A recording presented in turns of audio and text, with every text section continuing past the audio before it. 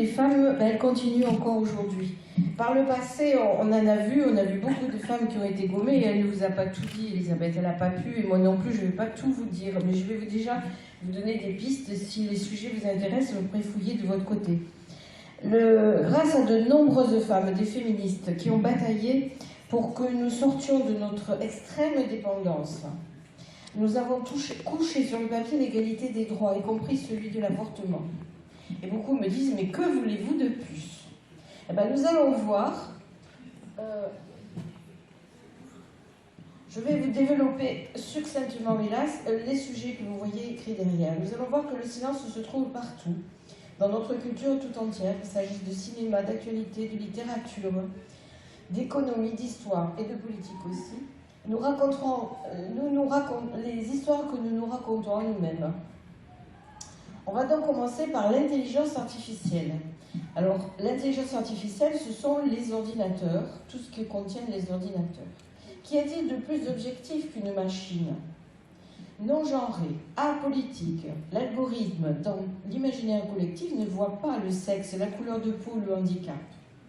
Sauf qu'en fait, si, car derrière les lignes de code qui donnent vie à ces programmes,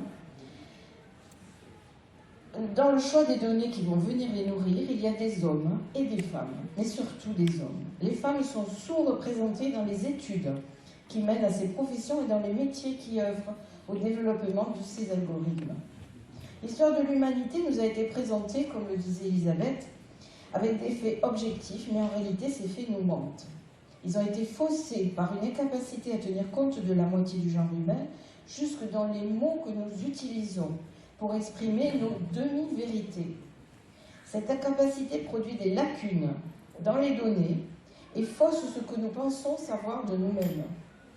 Elles alimentent le mythe de l'universalité masculine, et c'est bien là un fait. Les chroniqueurs du passé, en commençant par la théorie de l'homme chasseur dont vous a parlé Elisabeth, ont fait peu de place au rôle joué par les femmes dans l'évolution du genre humain. On a préféré considérer que la vie des hommes représentait celle des êtres humains dans leur ensemble. Et donc, les bases de données qui alimentent les intelligences artificielles sont chargées de ces stéréotypes.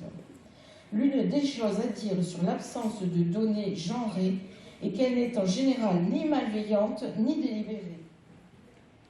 Elle est tout simplement le résultat d'une façon de penser qui existe depuis des millénaires. Les mégadonnées de nos méga-ordinateurs sont corrompues par ces méga-silences.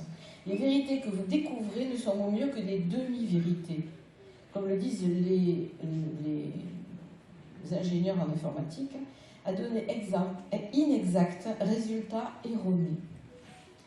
Donc, quand la moitié de la population mondiale est absente des chiffres qui alimentent les algorithmes statistiques, vous ne produisez rien d'autre qu'une grande confusion.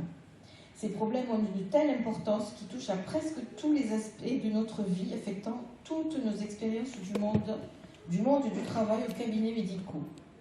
Alors, à noter que l'ONU s'en est mêlée et ils ont créé une association qui s'appelle Data 2X à la française, peut-être un accent...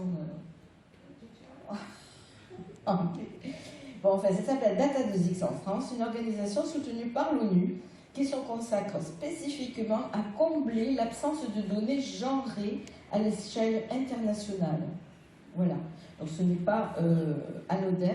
Et on signale beaucoup de problèmes avec ces données sur les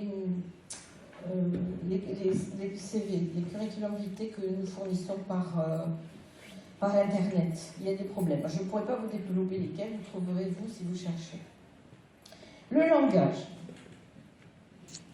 Alors, le langage tel que nous l'utilisons dans notre vie courante ou dans notre vie, il a une importance. Pourquoi faut-il s'en préoccuper? La langue et la communication importent parce qu'elles rendent les personnes visibles ou invisibles et reconnaissent ou rabaissent par leur contribution sociale. Notre langage façonne notre pensée et la façon dont nous pensons influence nos actions. Les filles, les femmes, peuvent-elles se projeter dans un métier si celui-ci est présenté au masculin? Dans le monde même, s'il est organisé au masculin? Le langage sexiste ou discriminatoire renforce les attitudes et les comportements sexistes. Plusieurs mots français au masculin ont un sens péjoratif quand ils passent au féminin. Par exemple, un gars est un mot familier pour désigner un homme. On peut dire un gars. Mais une garce.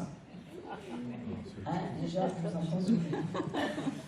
C'est une insulte envers les femmes. Un entraîneur, une entraîneuse. Un coureur, une coureuse. Il y en a toute une ribambelle comme ça.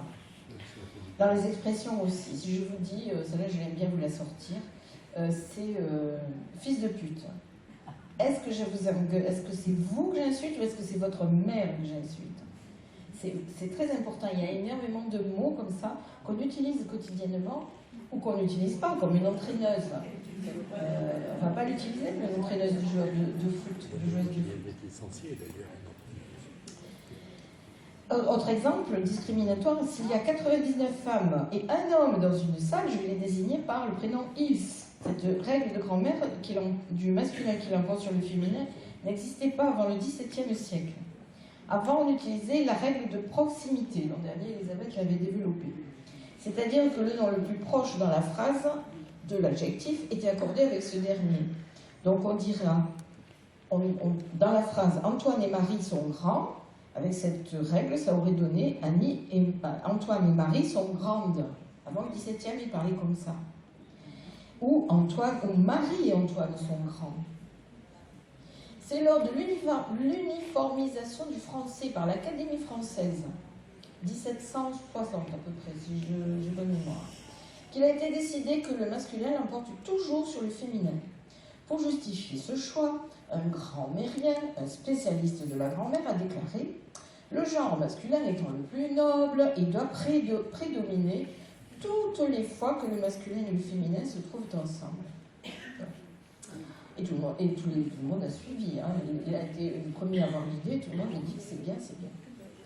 L'Académie française a en plus reconnu le genre masculin comme le genre neutre. Quand je dis « il pleut », c'est de la pluie qui tombe, alors qu'on dit « il pleut ». Avant, on aurait pu dire « elle pleut ». Et je crois que c'est Georges Sand qui l'emploie quelquefois dans ses écrits. Elle met des « elle » à la place de « il ». En tout cas, notre « il » actuel.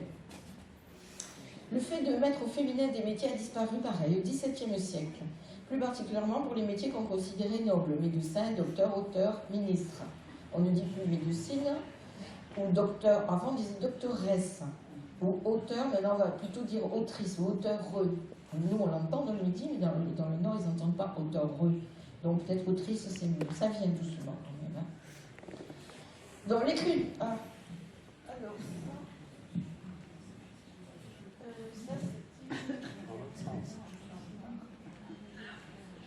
Voilà, l'écriture inclusive. L'écriture inclusive qui est très décriée en France est acceptée par exemple au Canada, sans problème, ils y sont passés. L'écriture inclusive repose sur 3 grands principes que vous arrivez à lire peut-être là. L'accord des métiers, des titres professionnels en fonction du genre, une mère, une autrice, une mère AI, une autrice. La fin du masculin qui l'emporte sur le féminin, alors on va aller écrire les habitants.e.s ou dire les habitants, les habitantes. On évitera également d'employer le mot homme qui désigne aujourd'hui tous les humains, en employant humain tout simplement. Déclaration des droits humains, ce serait sympa. L'écriture inclusive n'est pas encore, je vous l'ai dit, il faut garder en tête que c'est-à-dire se rappeler qu'une langue est vivante, surtout quand une langue reflète notre société. J'ai noté aussi que les critiques, souvent, les critiques littéraires présupposent que tel livre est important parce qu'il parle de la guerre, l'une ou l'autre, parce qu'il y en a beaucoup, et tel autre est insignifiant parce qu'il va traiter des sentiments éprouvés par des femmes dans un salon, dans une famille, n'importe où. Et à noter aussi sur Wikipédia, si vous cherchez équipe de France de football, vous allez tomber sur l'équipe masculine. Si vous voulez vraiment connaître l'équipe féminine, vous êtes obligé de taper équipe féminine de football. Ça aussi, il devrait mettre masculine même pour les hommes. Si vous avez des questions à poser, sinon c'est juste un exposé pour vous nommer. On va parler de médecine. Jusqu'à présent, on nous a fait voir le monde comme ça. L'homme de Vitruve. L'homme parfait, l'homme référence. Célèbre représentation des proportions idéales, parfaites du corps humain, parfaitement inscrit dans un cercle avec pour centre le nombril et un carré avec pour centre les organes génitaux. L'homme de Vitruve est un symbole allégorique emblématique de l'humanisme, de la Renaissance, du rationalisme de l'homme au centre de tout. Je crois que là, on a une parfaite représentation du mot que disait Elisabeth, qui était anthropocentrisme. Nous aurions aimé aussi voir ça. La femme de Vitruve. Mais elle n'existe que parce qu'une féministe dessinatrice l'a fait. Mais c'est un dessin marginal qui n'est très peu autorisé. Ça, c'est une falsification. Ou le mieux aurait été ça. Ça aurait été mieux, et les hommes et les femmes. Parce que les femmes en revendiquent, mais on veut juste notre place. On ne veut pas voler non plus trop d'espace à nos compagnons hommes. Alors, pendant longtemps, la formation médicale s'est concentrée sur une norme masculine. Ce qui s'en écartait était considéré comme atypique, voire anormal. Et on supposait qu'il n'y avait aucune différence fondamentale entre un corps d'homme et un corps de femme, hormis la taille, le poids et la fonction de reproduction. Là, nous avions l'égalité. Sauf que, ces 20 dernières années, des chercheurs et des chercheuses, c'est les chercheuses qui ont commencé, ont fait la preuve que les femmes ne sont pas juste des hommes en version réduite. Il y a des différences sexuelles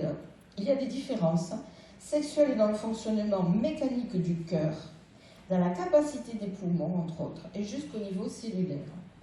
On sait depuis longtemps que l'alcool est assimilé différemment par les hommes ou les femmes. Et que sait-on de l'efficacité des médicaments? Il y a pourtant des différences dans leur assimilation constatées par les chercheuses. 2 choses au moins peuvent expliquer ceci, c'est les hormones, nous n'avons pas les mêmes hormones, et la cellule elle-même porteuse du chromosome XX ou XY. Différence majeure. Mais les recherches sont en cours et nous aurons une réponse dans les années à venir. Ajoutez à cela la sous-représentation féminine dans les essais thérapeutiques, les femmes étant plus difficiles à recruter soi-disant, sauf en ce qui concerne les rides et les appareils dentaires. Et surtout, la non-différenciation des résultats selon le sexe. Alors que des chercheurs ont déjà démontré les différences d'efficacité des médicaments. Alors, il y a une résistance de la part des grands lobbies pharmaceutiques pour sortir des résultats qui puissent dire tel médicament marche très bien sur les femmes et pas sur les hommes, ou l'inverse, parce qu'il y a un coût supplémentaire. Et jusqu'à présent, il y a très peu de laboratoires qui donnent des données, qui donnent des résultats en fonction du genre. Et c'est quelque chose qu'on va voir, je pense, dans les prochaines années, parce que quand même, les chercheuses se bagarrent et vont avancer, je suppose, pour notre bien à toutes, et à tous aussi. Il y a à noter qu'il y a des médicaments qui ont été écartés parce qu'ils ne marchaient pas sur les hommes, mais qui auraient peut-être bien marché pour les femmes. Et l'infarctus du myocarde, il faut en parler. Ça commence d'être connu, mais je voulais vous le noter parce que c'est symbolique et par là vous allez peut-être avoir la porte ouverte sur ce monde. L'infarctus du myocarde, les signes sont différents chez les hommes et chez les femmes. Chez la femme, les signes annonciateurs de l'infarctus sont moins connus, parce que la maladie est souvent attribuée au sexe masculin. Certains pensent que maintenant les femmes font des infarctus qu'elles n'en faisaient pas avant, ce n'est pas vrai. Elles en faisaient, mais les signes étaient différents et donc non diagnostiqués d'emblée infarctus. Donc, il y a une docteure, j'ai mis la docteure Belinda Nazan-Walpos, cardiologue, chef du service de consultation spéciale axée sur les femmes à l'hôpital de Berne, donc en Allemagne, déclare « Les maladies cardiaques touchent autant les femmes que les hommes. L'infarctus du myocarde est la première cause de mortalité féminine avant le cancer du sein. De plus, lorsque les femmes ressentent des signes, elles ont tendance à minimiser les symptômes et en font une mauvaise interprétation. Prudence donc, mesdames, lorsque vous ressentez des troubles du sommeil, une fatigue soudaine, des difficultés à respirer, des nausées inexplicables et des vomissements, des sensations de pression dans la poitrine, mais le dos ou l'abdomen ou les jambes, et des douleurs aussi dans la mâchoire ou des maux de gorge. Mais les symboles classiques, entre guillemets, douleurs dans la poitrine et le bras, tels que décrits pour les hommes, peuvent aussi vous arriver, mais en majorité, c'est un peu plus diffus. Voilà, il y a beaucoup d'autres différences et dans d'autres domaines que je ne peux énumérer ici, bien sûr, mais si vous fouillez, vous trouverez. C'est bon ? C'est pas fini, mes pauvres. Non, j'aurais bien aimé finir là, mais non, et encore tout ce que je vous dis est complètement incomplet. L'espace. Alors, dans beaucoup d'établissements scolaires, les garçons s'approprient jusqu'à 80% de l'espace. Pour jouer au foot, à chaque récréation, observe Edith Maruet-Joule, docteur en géographie, spécialiste de la géographie du genre à Bordeaux. Cette pratique est légitimée par les adultes. Elle inscrit ainsi dans la tête de ceux qui ne jouent pas et sont relégués en périphérie, et surtout dans celle des filles, qu'il existe des lieux interdits qu'il faut apprendre à éviter. Surtout marqués à partir de la 6e. Alors, des mamans ou des grands-mamans m'ont dit que ça commence à bouger, que les filles ne se laissent plus faire. Ben, c'est très bien. Mais encore sur des statistiques et des relevés salués. Et là, j'ai des relevés de l'UNICEF en 2018. Les relevés objectifs montrent que les garçons occupent le centre des cours, étant donné que les filles sont en périphérie. Ça, c'est des publications de l'UNICEF. Les équipements de loisirs. Dans les 20 disciplines les plus pratiquées dans les clubs sportifs, 70% des adhérents sont des garçons. Cette inégalité est accentuée par l'attribution des budgets par les collectivités. Et là, on n'a pas la mairie, mais enfin la mairie est là. Les aménagements les aménagements de type terrain de foot, city-stade, skatepark représentent 80% des dépenses d'équipements sportifs publics. Et les usagers de ces mêmes lieux sont de 95 à 100% des garçons. Donc on dépense beaucoup plus dans les communes pour amuser les garçons. Alors qu'un enfant sur 2 est une fille, on observe que 2 jeunes sur 3 pratiquent une activité de loisir subventionnée sont des garçons.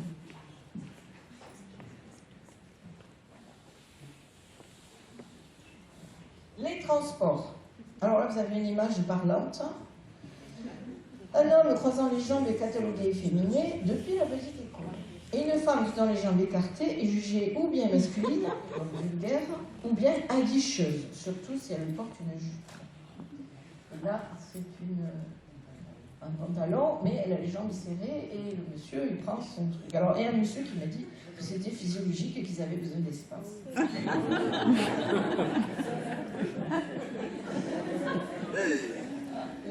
Parce qu'on m'a compris, je veux bien qu'on me contraigne, il y a des évolutions, oui, mais il y a encore des situations comme ça, même dans les salles d'attente chez les médecins. L'évitement. Les trajets sont évités par beaucoup de femmes, surtout je pense dans les grandes villes, ou même ici. Les trajets sont évités car considérés comme dangereux. L'espace public est évité et la liberté de mouvement se réduit. C'est une stratégie de protection fréquemment utilisée qui peut avoir des conséquences en termes de travail, de santé et de temps disponible. Rallongement des trajets, refus de certains horaires, disponibilité réduite, etc.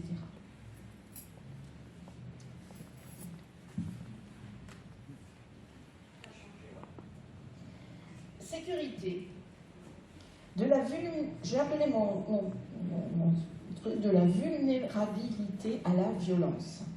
Loin d'être anodin, il y a de nombreux actes matériels qui rappellent aux femmes qu'elles sont vulnérables dans l'espace public, parce que femmes.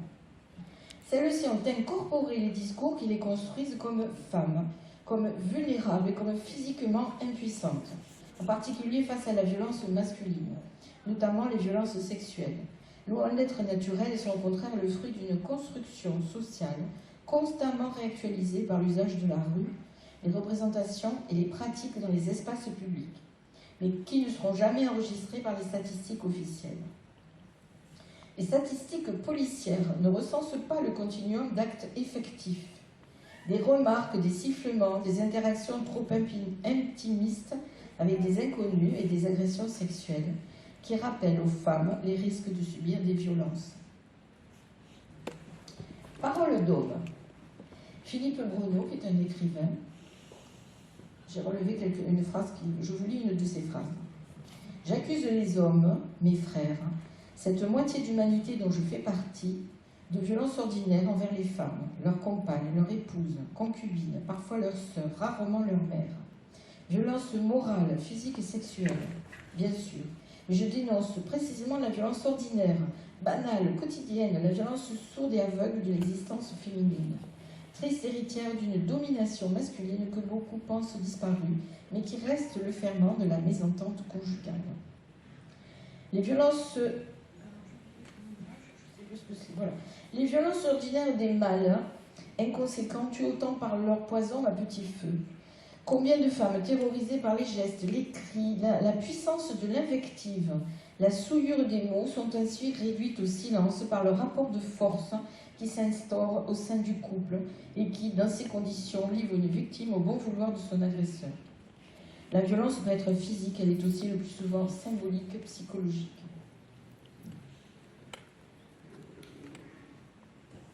Les forces de l'ordre. Depuis quelques années, des formations spéciales sont mises en place dans les différentes institutions, gendarmerie, police et tribunaux, pour recevoir les femmes agressées sexuellement. Les personnels, pourtant dévoués et protecteurs dans leur rôle, n'étaient pas naturellement compatissants. Des remarques telles que « Et que faisiez-vous si tard dans cette rue? Vous portiez une jupe, vous l'avez bien cherchée » ou qui ne prend pas au sérieux une allégation de violence de genre, ou qui la banalise. On l'a vu récemment, une femme renvoyée du commissariat a été tuée le soir même par son compagnon. Alors on lui a dit, revenez demain. Le lendemain, elle n'a pas pu, elle était morte. Et récemment, je crois qu'il y a encore 2 femmes qui se sont fait tuer, alors qu'elles avaient été 19 fois au commissariat de police dire « ça va pas, mon compagnon me harcèle ». Donc c'est constamment. Alors c'est leur rôle, mais naturellement, ils ne vont pas prendre en compte la parole des femmes. Donc là aussi, les femmes parlent et sont invisibles. Leur détresse devient visible aux yeux de gens qui sont là pour nous protéger et qui prennent leur métier à cœur par ailleurs. Ils ne le font même pas exprès. Ça leur est naturel. Donc de tels comportements peuvent amener les victimes à abandonner les poursuites. Ils créent de la méfiance envers les forces de l'ordre et le système judiciaire. Françoise Héritier, anthropologue, dit « Il n'existe aucune autre espèce où les mâles tuent les femelles. Et pourtant, cette année encore, 121 femmes ont été tuées par leurs compagnons. Ce sont les chiffres 2022. Plus 10 enfants, plus 6 collatéraux. Contre 15 homicides, c'est-à-dire les femmes qui ont tué leur mari ou leur conjoint, dont 6 en état de légitime défense. Donc il y a un rapport de force, et encore dans celles qui restent, bon, ce n'est pas fini de juger, mais certaines se sentaient menacées par ailleurs. Maintenant, je ne dis pas que les femmes sont parfaites, en tout cas elles sont moins souvent violentes vis-à-vis de leur conjoint.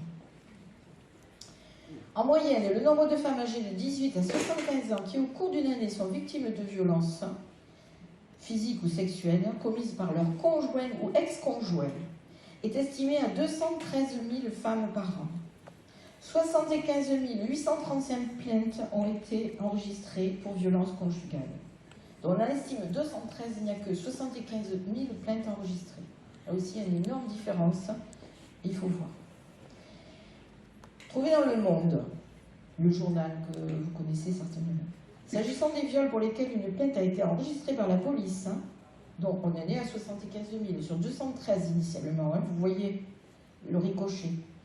S'agissant des viols, donc pour lesquels une plainte a été enregistrée par la police, les chiffres du ministère de la Justice indiquent que seuls 14,7% ont donné lieu à une peine. Donc ça fait assez peu. Donc en dehors des couples, on a encore trouvé 94 000 viols, 165 000 enfants violés et enfin en pointillé.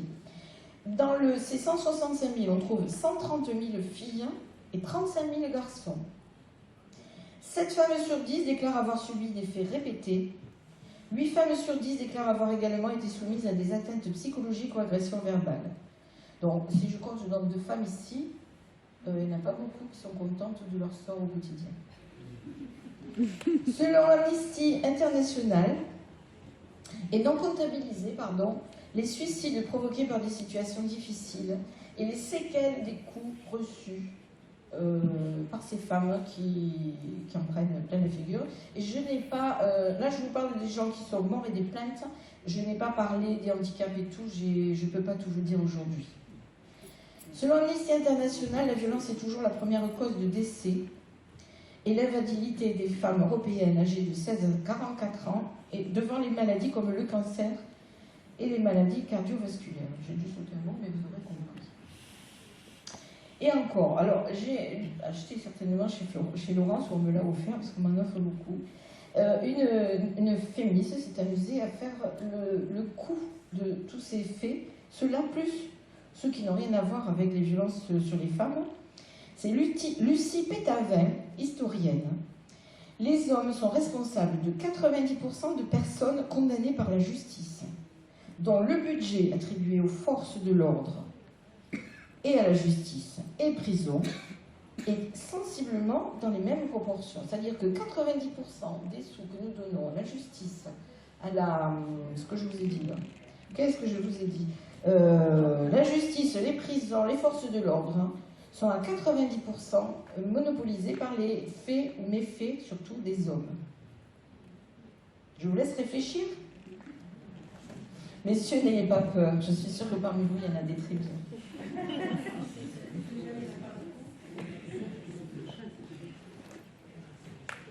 Et en marge de ça, je vous dirais qu'il y a un coût énorme sur le fonctionnement de nos sociétés, sur nos protections, et que quand on demande des protections physiques pour les femmes, des maisons dans lesquelles on pourrait les protéger, ou les bracelets électroniques, ou tout ça, ça coûte tellement cher qu'on ne peut pas le faire. Et donc beaucoup sont en rade parce qu'il n'y a pas de maison pour les protéger, il n'y a pas de structure pour protéger les femmes. Alors on pourrait peut-être basculer. Je vous laisse réfléchir après. Hein. Je vous émets des idées et vous débrouillez avec. Les salaires. Ah, il y en a qui sont convaincus d'être mal payés. Et là, je crois que vous avez raison. Bien que les femmes soient plus diplômées que les hommes, dans l'enseignement supérieur, elles sont 53% à réussir leurs études. Leur salaire est inférieur de 22% à celui des hommes. Et on atteint 24% pour la pension de retraite. Et en plus, elles partent un an plus tard. Pour les questions de retraite, vous vous doutez, je vais essayer de développer un petit peu. Je vous donne des idées surtout, mais je ne peux pas tout développer. Mais ça, c'est un sujet qui me tient à cœur parce que j'ai vécu là-dedans, je le vois par moi-même. Simone Veil a dit « Ma revendication en tant que femme, c'est que ma différence soit prise en compte et que je ne sois pas contrainte de m'adapter au modèle masculin. » On ne l'a pas bien écouté, Simone. C'est pour ça qu'on est là en train de renéguer. Pourquoi croyez-vous que dans les pays où les femmes travaillent sont ceux où elles font le moins d'enfants et de moins en moins? Dans le monde entier, la maternité pénalise les femmes. Pendant la grossesse, au moment de l'accouchement et pendant qu'elles s'occupent des enfants, nous avons bien accès au monde du travail, mais le monde du travail ne s'est pas adapté à nous. Il est fait pour des hommes qui ont des épouses, qui s'occupent d'eux, et de leurs enfants, et de leur maison. Nos grossesses. Nos enfants sont indispensables à la survie de nos sociétés, mais sont vus, nos grossesses, alors que nos enfants sont indispensables à la vie de nos sociétés, sont vus comme des points faibles. Et nous en payons le prix fort. Moindre progression dans les entreprises, moindre salaire, moindre retraite. Alors je crois, ça change beaucoup, mais je sais que moi, quand j'ai pris ma retraite, mes trimestres de grossesse ont été validés, mais non cotisés. Et ça a une incidence après sur le prix qu'on me donne. Et je crois qu'en ce moment, je n'ai pas regardé de très près, mais il y a encore un souci à ce problème-là. Alors que ça devrait être l'inverse. Les enfants sont absolument nécessaires à notre survie sociétale, donc il faut faire quelque chose là. Mesdames les politiques. Combien d'entre vous, mesdames, ont calculé leur salaire, moins le prix de la nounou, moins le prix ou de la crèche, Moins les déplacements égale une somme qui n'encourage pas à aller travailler. Donc on ne va peut-être pas y aller et on va perdre des points de retraite, des points d'avancement. Si le monde avait été organisé par les femmes, le travail ne serait pas déconnecté de la famille, mais organisé autour de la famille. Par exemple, il y aurait des crèches sur le lieu du travail ou très proches, dans les zones industrielles. Ça devrait être obligatoire qu'il y en ait une. Et elle serait gratuite, comme l'école. C'est vachement important, ça.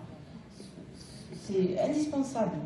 L'organisation du monde du travail doit être revue pour tenir compte des contraintes familiales pour que nos sociétés perdurent.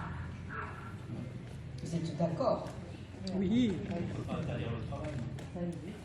Oui, pour certaines femmes, il faut interdire le...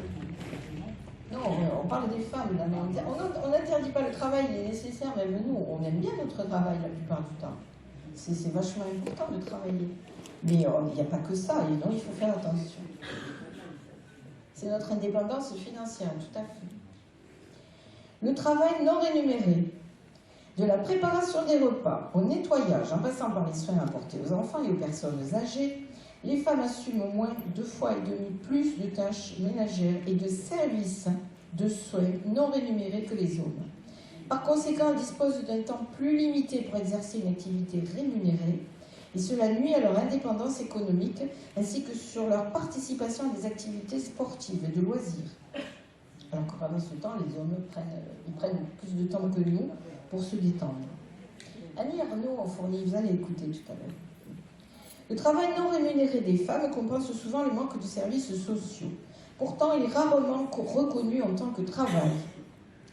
Et donc, on estime que les services de soins et les travaux domestiques non rémunérés représentent respectivement 10% et 39% du PIB. Donc, il y a des études qui ont été faites et chiffrées. Et si ce travail était pris en compte, notre PIB serait encore plus élevé. De plus, le problème est là, ces activités sont dévalorisées et on les restreint à l'activité féminine, à la sphère privée. On ne comprend pas que c'est l'affaire de tous dans ces domaines. Bon, voilà. Après, les blagues, j'ai pris des notes, mais c'est moins important. Ça commence à rentrer dans les mœurs. Attention aux jouets, une mini-cuisine ou un jeu de construction influence les rôles de genre. Mais aussi et surtout, c'est là qu'il faut voir, le choix des études ou de carrière. On va offrir des jeux de construction dont les garçons vont les avoir plus souvent et ils vont être amenés à avoir des carrières d'ingénieurs ou d'architectes ou je ne sais quoi. Et alors que les filles cuisinières, bien qu'il y en ait qui fassent des bonnes cuisines, de la bonne cuisine, mais bon, c'est pas pareil. C'est les hommes. Voilà pour les salaires. Alors, on va parler un peu de politique. Alors, la politique. Un peu plus de 10% des pays dans le monde sont désormais dirigés par une femme. Merci. Et malgré une hausse de 10% en 20 ans, les femmes politiques ne représentent que 20% des parlementaires dans le monde. Certains pays tentent de réduire les écarts en leur donnant la parité. C'est le cas de la France. Mais l'évolution des mentalités prend du temps. La nouvelle Assemblée nationale, sortie des urnes, est bien moins féministe que la précédente. On compte en ce moment 215 femmes, soit 37% en 2026, et 362 hommes, soit 62%, 74, malgré la parité. Alors qu'elles en rassemblaient 224 aux élections de 2017 contre 215 actuellement, on a perdu 10, on va dire, et 12 points de plus qu'en 2012. On avait progressé entre 2012 et 2017, et par contre là on en a perdu. Et elles sont seulement 20% des maires en France, MAI. Les comportements sexistes que ces femmes trouvent dans le milieu politique, les interruptions dans leur prise de parole, les attitudes paternalistes, les remarques sur le physique, ou les blagues ou les remarques sexistes forment le gros de ces comportements, excluent même les élus de la table des discussions. J'ai fait un reportage il y a peu de temps où une femme disait qu'on n'avait pas prévenu qu'il y avait une réunion de femmes politiques. Et donc, elle n'a pas été parce qu'elle ne le savait pas. Ils se sont débrouillés pour qu'elle n'y aille pas. C'était volontaire. 74% des femmes élues déclarent avoir été déjà confrontées à des remarques ou des comportements sexistes. 48% d'entre elles ont déjà eu le sentiment de ne pas être légitimes à leur poste. Elles font aussi que près d'une sur trois a pensé à abandonner la politique. En pourcentage, ce n'est pas anodin. 5% font état de harcèlement, 3% de menaces de mort, de viol et de coups, 1% de violence physique, d'après une enquête du réseau des élus locaux. Donc, il y a un réseau des élus locaux, créé en 2012 par Julia Mouzeau. Vous connaissez ? Actuelle présidente de ce réseau, et qui précise que l'écrasante majorité de ces violences, 82%, sont le fait d'autres collègues élus. Marie-Christine ? Tu es d'accord avec tout ça ? C'est pas faux, dit-elle. Les arts. On va arriver au bout, ne en faites pas. Les arts. Les femmes ont été bannies des écoles et des beaux-arts pendant longtemps, puis partiellement. Seuls les hommes sont détenteurs du génie inné et présent dans l'histoire de l'art. On l'a vu avec Lascaux, les petites mains et tout ça. Un livre fait l'inventaire des vies d'artistes en 1524. On en a un exemple, c'était dans une seule femme y apparaît, Florentine Paulina-Nelli. Elle a bien la chance parce qu'en 2001, un autre livre de référence de Ernst Gombrich, il publie une histoire de l'art, un livre 650 pages, 1,7 kg, le plus traduit à la matière, un des plus importants livres. Il n'y a aucune femme. Pas de Berthe Morisot, ni de Camille Duclaudel, ni de Elisabeth Vigée-Lebrun, ni de Sonia Delaunay. Voilà. En 1985, alors, ça c'est le livre. En 1985, 21 000 artistes états-uniennes et européennes étaient recensés et nés avant 1900 dans le dictionnaire des femmes artistes. 21 000, c'est quand même pas rien. Exposition dans les musées français. Ce tableau, vous le retrouverez si vous allez au Louvre. Mais au Louvre, comme partout ailleurs, il y a très peu de femmes exposées. Dans l'ensemble des musées en France, nous avons 10% d'œuvres de femmes. Les Américains nous battent avec 11% d'œuvres exposées dans leur musée. Le Louvre, un grand Louvre, ne compte que moins d'une trentaine de peintres. On a 29 femmes exposées, artistes femmes exposées dans les collections du Louvre. 29, ça vous fait vibrer quand même. C'est pas beaucoup. C'est des chiffres réels. Le cinéma, vous connaissez Agnès Varda? Elle est passée à Sète, elle a vécu quelques années à Sète, dont elle a laissé Saint-Martin. Elle a été le précurseur de la nouvelle vague au cinéma, avec son film La Pointe Courte. Certains l'ont vu avec Philippe Noiret, entre autres. Malgré cela, son œuvre a une notoriété bien moindre et elle n'est pas systématiquement associée à ses camarades réalisateurs, Truffaut, Godard, Demy, un groupe d'hommes qui s'entraidaient. Elle a été mise de côté. Demy était son mari. Il était le plus connu du couple parce qu'elle l'a aidé financièrement, elle lui a cherché des collaborateurs et s'est intéressée à sa carrière au détriment de la sienne. Et il n'y a pas eu d'autres femmes cinéastes. Cinéma encore, Isabelle Adjani, je vous la mets avant son lifting, je suppose, explique. C'est pas féministe, non, je suis désolée, mais bon. De temps en temps, je me laisse aller. Excusez-moi. Isabelle Adjani explique que pour la plupart des gens, si une actrice doit coucher pour y arriver, ça reste naturel, voire normal, selon l'idée qu'il faut bien donner un peu de soi quand on veut obtenir beaucoup. Et elle ajoute que cette question est trop peu souvent considérée sous l'angle du harcèlement et du viol.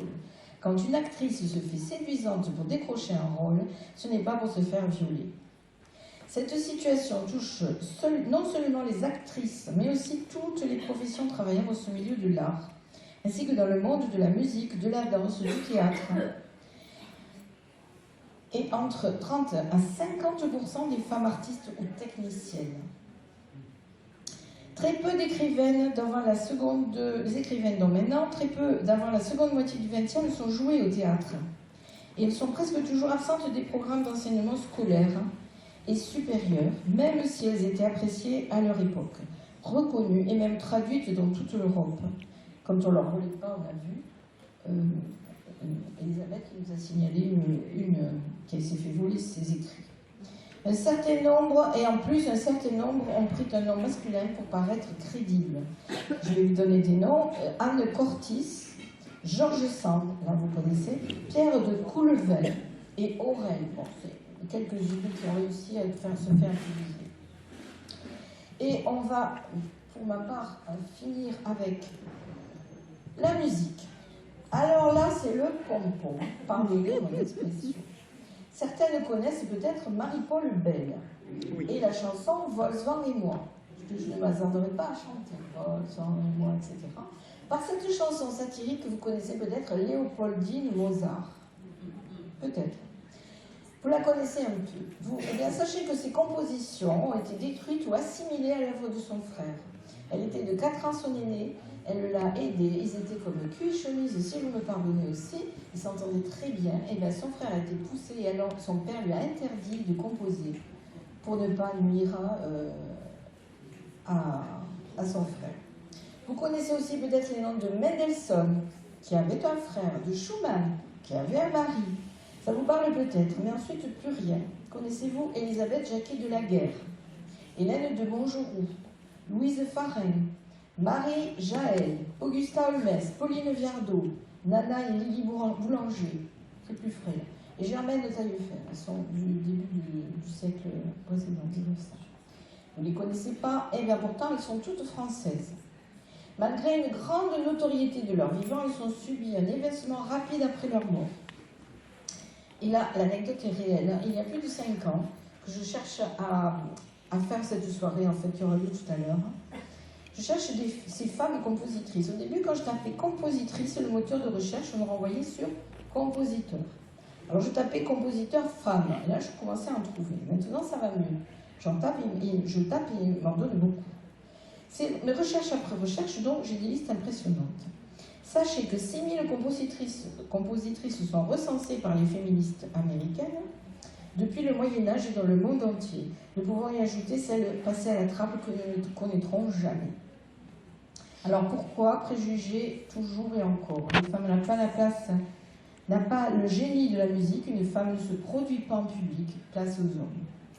Le Centre national de la musique se penche sur le manque de visibilité des femmes dans les festivals de musique. On en dénombre 14% sur scène dans les festivals de musique actuels.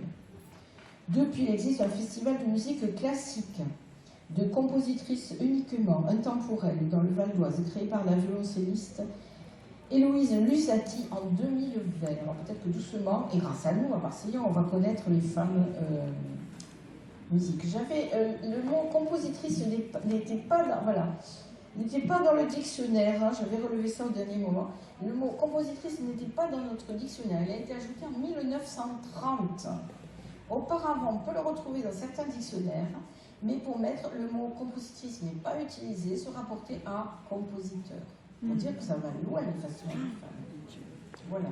Dans le sport, alors là, j'ai quelqu'un de beaucoup plus calé que moi sur le problème, c'est Aude Compan, une Marseillaise qui est avec nous ici, qui a 30 ans.